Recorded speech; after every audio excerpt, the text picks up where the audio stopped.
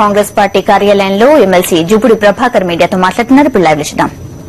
భారతి గారు రాసినటువంటి తెలుగు తేజం అనే పుస్తకంలో చంద్రబాబు నాయుడు గారి గృహప్రవేశానికి వెళ్లినటువంటి ఆనాటి ముఖ్యమంత్రి ఎన్టీ రామారావు గారు, ఇంత పెద్ద ఇల్లు ఒక ముఖ్యమంత్రి ఉండటానికి సరిపోయేంత ఇల్లు కట్టావు, ఎక్కడి నుంచి వచ్చిన నీకు ఈ డబ్బులని అడిగాడట. అంటే ముఖ్యమంత్రి కావటానికి ముందుగానే ప్లాన్ వేసుకున్న చంద్రబాబు నాయుడు గారు 92-93లోనే ఒక సీఎం క్యాంప్ ఆఫీస్ అంతా ఒక ఇల్లు కట్టుకోవడం జరిగింది. ఆయన అంటున్నాడు, మా ఇల్లు 3 గదులే అంటున్నాడు. నేను ఈరోజు ఛాలెంజ్ చేస్తున్నాను, మీ ఇంట్లో దాదాపు 18 రూములు లేవా? మీ ఇంట్లో సెల్లార్లో 4 కుటుంబాలు ఉండే అవకాశం లేదా?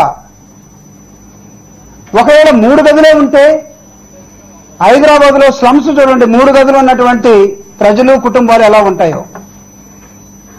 ఒకసారి నాకు చేతికి ఉంగరాలు లేవంటాడు, వాచి లేదంటాడు, 3 గదులే ఉన్నాయంటాడు. జగన్మోహన్ రెడ్డికి 60 గదులు ఉన్నాయట. అసలు ఎన్టీ రామారావు గారు బెత్తరపోయే దశలో నువ్వు ఇల్లు కట్టుకొని ముఖ్యమంత్రి కావటం కోసం ముందుగానే ప్లాన్ వేసుకుని ఎన్టీ రామారావును తోసేసి ముఖ్యమంత్రి అయిన తర్వాత 95 నుంచి 2004 దాకా అదే ఇంటిలో కాపురం చేయలేదా? ఒక ముఖ్యమంత్రికి అనునిత్యం ప్రెస్ మీట్లు కానీ, కేబినెట్ మీటింగులు కానీ, ప్రజలతో సంబంధాలు కానీ ఆ 3 గదుల్లోనే మీరు నిర్వహించారా?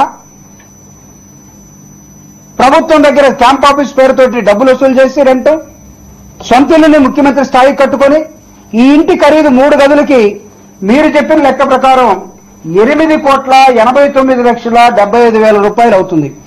నేను అడుగుతున్నా, మేము కూలి పని చేసుకుని పైకొచ్చి చదువుకున్నటువంటి వ్యక్తులం మేమందరం కూడా. ఒకవేళ 3 గదుల కాస్ట్ 8,85,00,000 అయ్యే పని అయితే ఈ హైదరాబాద్ చుట్టుపక్కల ఉన్నటువంటి ఇల్లు ఖరీదులు కూడా మీరు చెప్పాల్సిన అవసరం ఉంటుంది. మీరిచ్చిన లెక్కల ప్రకారమే, ఎలక్షన్ కమిషన్కి ఇచ్చినటువంటి లెక్కల ప్రకారమే చంద్రబాబు నాయుడు గారు జగన్మోహన్ రెడ్డి గారిని క్రిమినల్ అంటున్నారు. కానీ అసలు క్రిమినల్స్ ఎవరైనా ఉంటే వాళ్ళందరికీ ఒక బాస్ గా ఈయన నిర్వర్తించిన విధానం తెలియదా? అసెంబ్లీలో బిగ్ బాస్ అనే ఒక అంశం మీద అసెంబ్లీ మొత్తం చర్చించినటువంటి ఘటన లేదా? కోనసీమలో మీరు పెట్టినటువంటి పవర్ ప్రాజెక్ట్, ఆనాడు ఆ పవర్ ప్రాజెక్టు ఎండీగా ఉన్నటువంటి రామారావు అనే ఒక వ్యక్తి మీకు ఇవ్వాల్సినటువంటి 3 కోట్ల రూపాయలని కోనేరు ప్రసాద్ బాంబే దుబాయ్లో ఉంటే ఆయనకి చెల్లిస్తే ఆ డబ్బులు తిరిగి మళ్ళా ఆయన ఎంక్వైరీ చేసి ఎవరైనా మధ్యలో మింగేశారా, లేకపోతే బిగ్ బాస్కి వెళ్ళాయా, లేదంటే who is this big boss అనే ఒక చర్చ జరిగి దీని మీద సిఐడి ఎంక్వైరీ చేయాలి, ఈ పేరుని ఎవరైనా కనుక్కునే సమయంలో ఈ బిగ్ బాస్ అంటే ఎవరే కాదు, ఇది చంద్రబాబు నాయుడు గారని మైసూరారెడ్డి గారు చెప్పలేదా?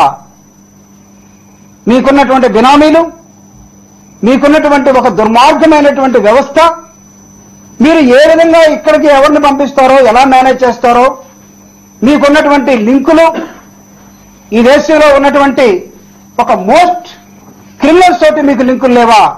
ఇంత క్రిమినల్ బ్రెయిన్ ని మీరు పెట్టుకొని చాలా స్వచ్ఛంగా సాదాసీదాగా జనంలోకి వచ్చి విలువల కోసం రాజకీయ పార్టీగా అవతరించి ప్రజల్లో నిరంతరం ఉంటున్న జగన్మోహన్ రెడ్డి గారిని ఇతను ఒక క్రిమినల్ అంటే ఈ సాక్ష్యాలన్నీ ఏం చెబుతున్నాయి బాబు అని నేను అడుగుతున్నాను. ఒక వ్యక్తిని వేలెత్తి చూపించేటప్పుడు మనమేంటో కూడా చూసుకోవాలి. విశ్వసనీయత అనే పదం ఏదైతే ఉందో, ఎన్టీ రామారావు మీరు వెన్నుపట్టు పడిచినప్పుడు విశ్వాసఘాతకుడు, క్రెడిబిలిటీ లేనటువంటి వ్యక్తి మా అల్లుడు అని చెప్పడానికి సిగ్గుపడుతున్నానని ఎన్టీ రామారావు చెప్పలేదా? ఈ రాష్ట్రంలో ఎవరైనా మిమ్మల్ని నమ్ముతారా?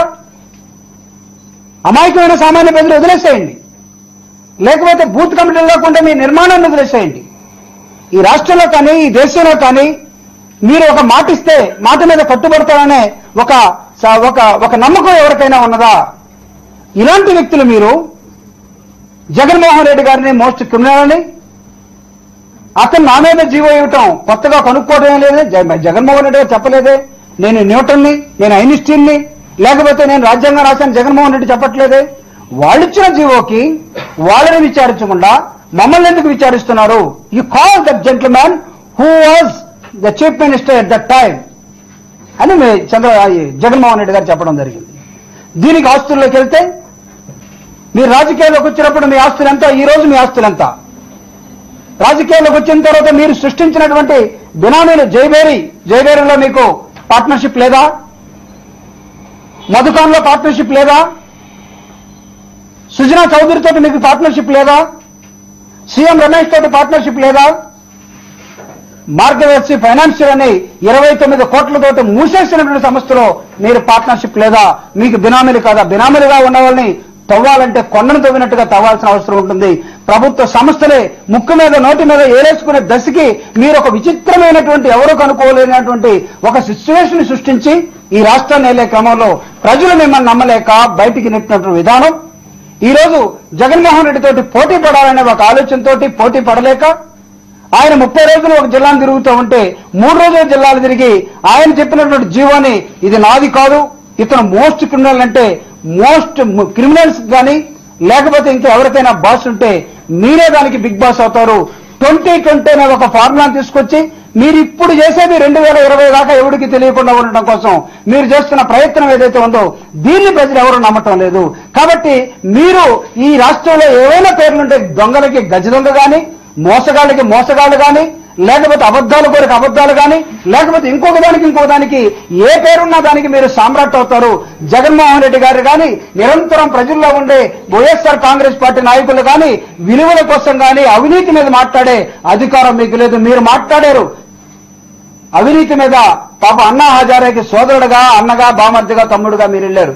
ఆయనే ఒకరొకరు చేసి ఈ రోజు మేమందరమే ఒక రీస్ట్రక్చర్ అవుతున్నామని చెప్పడం జరిగింది. మీరేమంటారు ఈరోజు?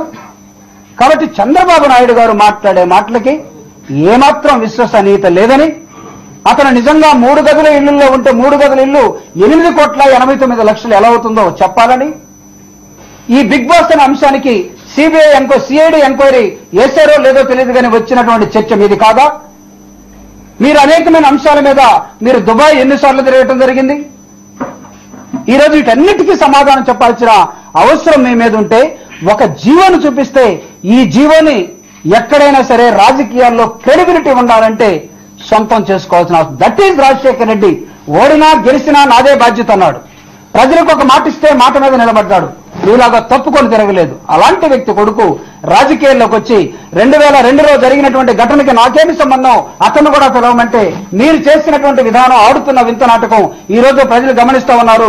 కాబట్టి జగన్మోహన్ రెడ్డి చాలా స్వచ్ఛంగా ప్రజల్లో నిజాయితీగా ఉన్నటువంటి విధానాన్ని గౌరవించమని, ఎక్కువ కాలం మీరు రాజకీయాల్లో ఉండదలుచుకుంటే నిజమైన రాజకీయాలు నడపమని, అభివృద్ధి రాజకీయాలు నడపమని, ఆదర్శ రాజకీయాలు నడపమని, లోపల ఒకటి మనసులో ఒకటి పెట్టుకుని మీరు అన్నిటికీ బాసులుగా ఒక గ్యాంగుగా ఉండి ఈ రాష్ట్రాన్ని దోచుకు తిన్నా మీకు జగన్మోహన్ రెడ్డి గారిని విమర్శించే నైతిక హక్కు లేదని ఈ సభ ద్వారా నేను హెచ్చరిస్తా ఉన్నాను.